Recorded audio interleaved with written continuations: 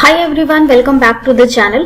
अगर आपके फॉर्म 16 और फॉर्म 26 एएस में मिसमैच है, फॉर्म 16 में कुछ और इनकम दिख रही है और फॉर्म 26 एएस में कुछ और इनकम दिख रही है, तो आप कौन सी इनकम अपने आईटीआर में फाइल करेंगे।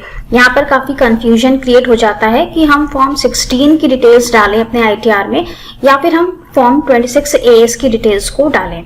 तो इसके लिए सबसे जरूरी है कि आप पहले ये समझ लें कि फॉर्म 16 क्या होता है और फॉर्म 26 एएस क्या होता है। जब आपको ये समझ में आ जाएगा तो फिर वहां पर आपको कोई भी कंफ्यूजन नहीं रहेगा कि हमें कौन सी डिटेल्स यहाँ पर एंटर करनी है। तो फॉर्म 16 आपके एम्प्लॉयर द्वारा आपको मिलता है और इसमें आपकी सैलरी की सारी डिटेल्स होती हैं। आपकी ग्रॉस कितनी है, आपकी नेट कितनी है, आपको एग्जेम्पशंस कितने मिले, रिडक्शंस कितने मिले, आपका टैक्स कितना है।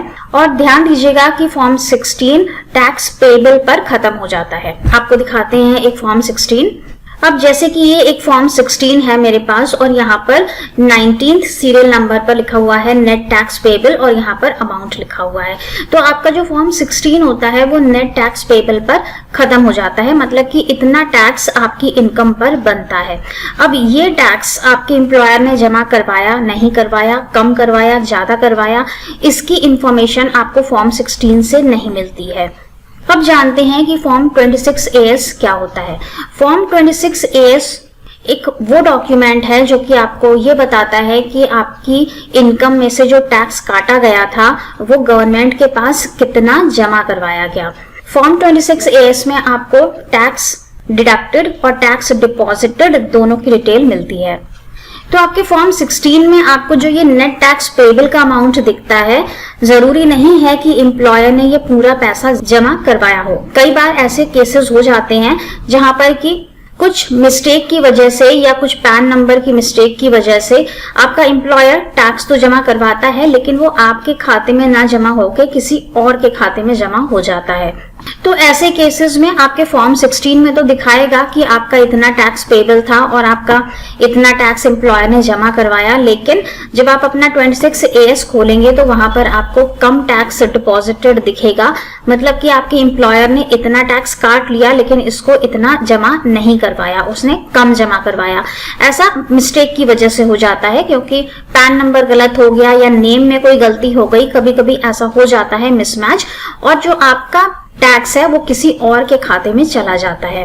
अब जब यहाँ पर इस तरह की सिचुएशन हो गई, फॉर्म 16 में टैक्स ज्यादा काटा गया है लेकिन फॉर्म 26 एएस में वो टैक्स डिपॉजिटेड नहीं दिखा रहा है, तब आपको क्या करना है। या फिर अगर हम इनकम का केस ले लेते हैं कि फॉर्म 16 में आपको इनकम ज्यादा दिख रही है, 26 एएस में आपको इनकम कम दिख रही है, या फिर कभी कभी उल्टा भी हो जाता है कि फॉर्म 26 एएस में आपको ज्यादा इनकम दिख रही है और आपके फॉर्म 16 में कम इनकम दिखाई गई है। तो आपको क्या करना है जब इस तरह का मिसमैच हो जाता है। तो यहाँ पर एक बहुत ही सिंपल सा फंडा है, कौन से डॉक्यूमेंट में ज्यादा है, कौन से डॉक्यूमेंट में कम है, कहां पर टैक्स ज्यादा है, कहां पर टैक्स कम है, सब कुछ भूल जाइए, फॉरगेट एवरीथिंग। आपको सिर्फ एक सिंपल सा फंडा याद रखना है कि 26 AS is your final document. आप जो भी इनकम अपने आईटीआर में दिखाएंगे, that should not be below than what is shown in 26 AS. 26 AS में जितनी इनकम दिख रही है आप अपने आईटीआर में उससे ज्यादा तो दिखा सकते हैं, ज्यादा दिखाने पर कोई मनाही नहीं है, लेकिन 26 एएस से कम इनकम आपको अपने आईटीआर में नहीं दिखानी है। अब आप यहाँ पर सब कुछ भूल जाइए कि मेरे फॉर्म 16 में ज्यादा दिख रहा है या मेरे फॉर्म 16 में कम दिख रहा है। Forget everything. आपको सिर्फ ये याद रखना है कि आपके आईटीआर में जो भी आप इनकम दिखा रहे हैं वो आपके 26 एएस फॉर्म से कम नहीं होनी चाहिए। अगर आपने कम दिखा दी तो आपको आ जाएगा डिफेक्टिव रिटर्न का नोटिस। अब अगर आपके फॉर्म 16 में ज्यादा इनकम है तो आप ज्यादा दिखा दीजिए।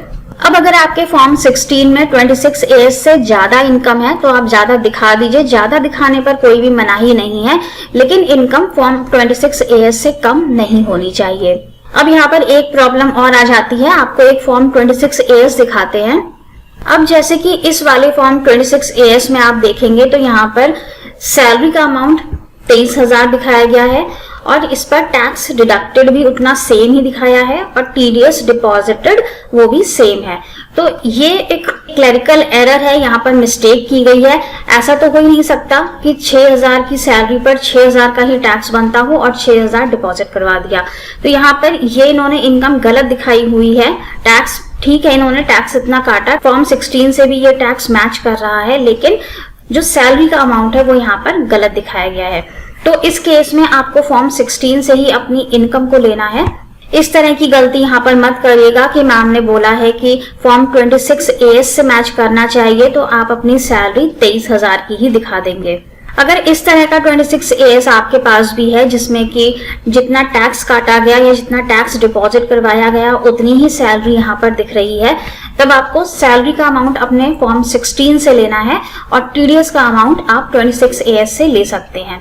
26 AS में जितना भी टैक्स आपको डिपॉजिटेड दिखाई दे रहा है, इतना गवर्नमेंट के पास डिपॉजिट करवाया गया है। अगर आपके फॉर्म 16 में ज्यादा टैक्स दिख रहा है और 26 AS में कम दिख रहा है, तो इसका मतलब कि आपके एम्प्लॉयर ने टैक्स ज्यादा काट लिया लेकिन उसे जमा नहीं करवाया, जमा कम करवाया है गवर्नमेंट को, इसलिए आपके टीडीएस डिपॉजिटेड में कम टैक्स दिख रहा है।